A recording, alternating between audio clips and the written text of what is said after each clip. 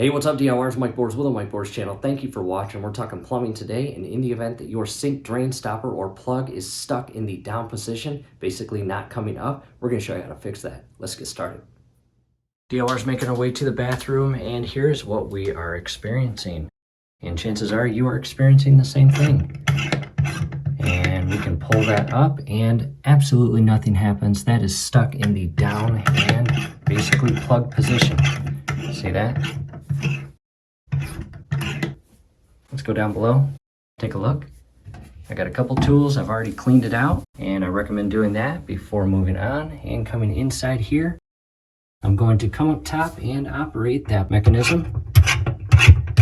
And inside there, as this bar is pulled up and down, it is supposed to move that drain plug, but unfortunately it's not. Something's broken inside. Time to take everything apart. Camera now positioned down inside the storage unit, and we've got our hot and cold shutoff valves. It will be personal preference whether or not to turn those off or close them. However, we are going to leave them open. We are just not going to turn on the hot or cold water up top. And what we will do from here is we are going to operate that thing up top once again, just to show you what occurs.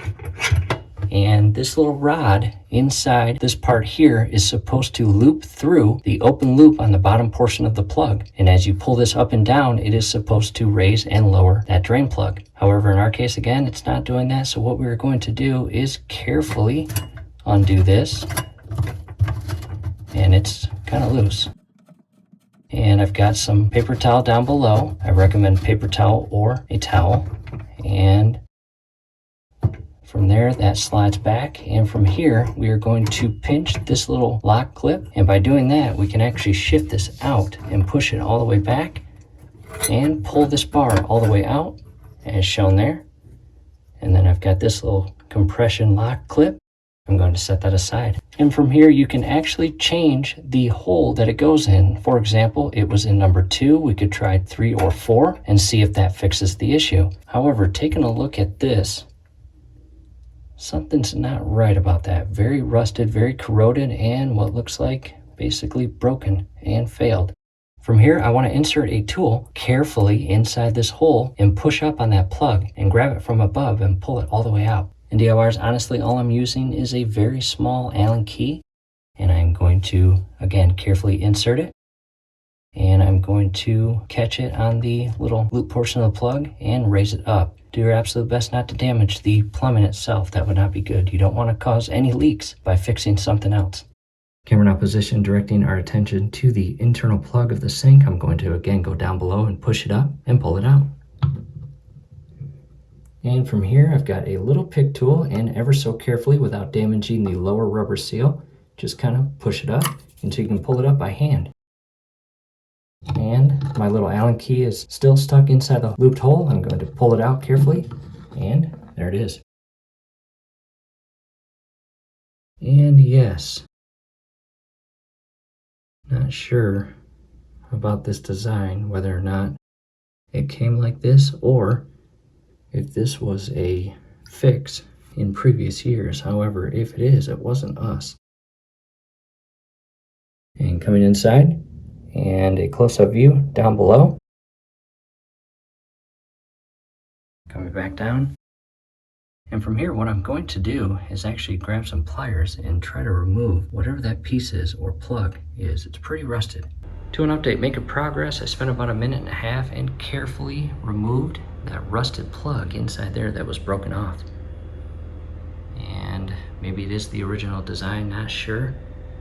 But either way, it's rusted, broken, and it needs to be replaced. My goal was to be able to keep this plug as opposed to purchasing a brand new one. However, it looks as if we managed that. Check the overall condition of the rubber seal. Again, as you pull it up, whatever tool you use, just be careful that you do not damage or rip that seal. From here, I will clean up and show you the new parts. To a quick view of the replacement parts, and again, our goal is to not replace the pop-up stopper or plug. And here is, no matter what we have to replace. We've got a 6-inch rod, because that is what our old one was. The ball is slightly smaller, however, that's okay because it comes with this little fitting here. And bringing in the old fitting, That was for the larger ball here. And it also has a lock clip there. Again, hopefully we do not have to use this. Let's go ahead and open this and install it. Brand new part unpackaged, old part on the top, new part on the bottom, and once the new part is installed, the little loop will actually go inside as shown there. And the movement or operation of that bar that we pull up top near the hot and cold handles, that is how it's going to operate. We are now back inside the bathroom, and I am going to carefully lower the plug or stopper down inside there as shown here with the little loop facing the rear. And I want it aligned, so I'm going to do my best to carefully lower that. And as shown there, I'm not going to push it down. Now I'm going to come underneath and continue putting everything back together. The first thing I'm going to do is ensure that the brand new cap or fitting is the proper thread.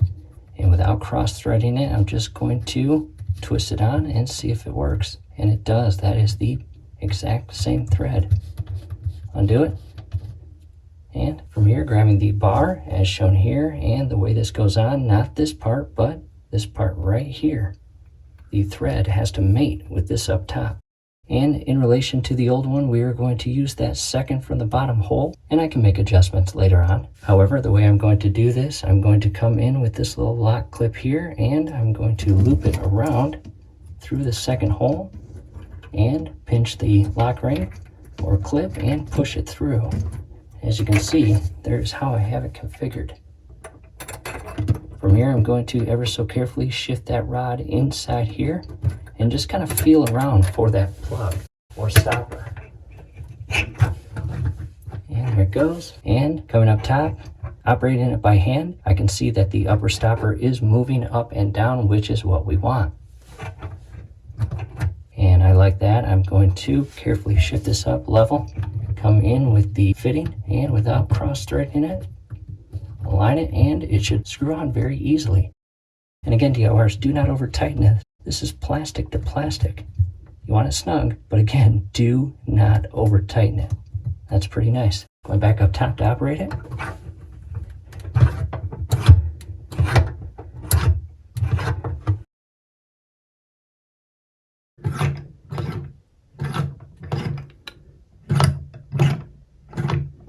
And as far as the stopper or plug, you don't want it coming up several inches, about 1/4 of an inch. Basically, just shy of 1/2 an inch is really all you want.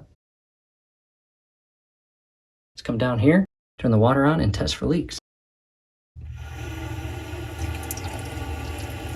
And before you actually go through with starting the project, I actually recommend drying up any and all water that leaked out during the project as you work through it, because the last thing you want is water leaking that leaked before you started the project and give you the thought that, well, you have a leak when really you don't. And just kind of check your fitting. All looks good. Let's go ahead and operate it. Coming up top. I'm going to increase the water. And right now, I'm basically testing the seal. And if I see any bubbles pop up from that seal, I see a bubble on top, but that was before. Going down below again, check for leaks. And it is holding. I'm going to release that. Come down below. And no leaks. Going up and out and up top to the faucet, DIYers, in the event that you ever have loose handles, definitely check out the link scrolling above. We have that link down below as well. In other words, if they are loose, basically to a point where they wobble or you can pull them off, it's not normal. In addition, coming inside here, DIYers, we have a clothesline, and that goes from that side all the way over to a mount on this side. And what we do is we get back from the pool, we hang our suits and life vests on that. All the water drains in the tub. However, from here, we're going full open, both hot and cold. Check the leaks down below. In addition, check the overall operation.